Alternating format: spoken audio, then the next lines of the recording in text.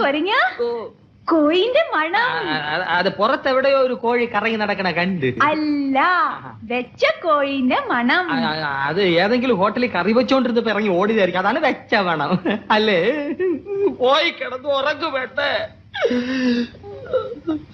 Please.